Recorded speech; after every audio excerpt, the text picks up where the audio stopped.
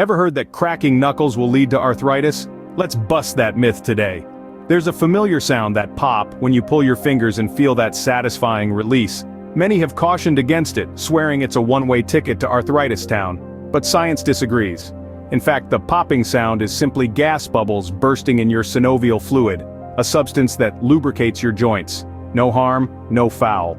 A 30-year study by Dr. Donald Unger, who cracked the knuckles on only one hand daily, found no arthritis in either hand. So, the verdict? There's no concrete evidence linking knuckle cracking to arthritis. Remember, correlation doesn't imply causation. So, crack on without fear, but maybe not in a quiet library. Follow this channel for more myth-busting facts. Knowledge is power, and we're here to supercharge you.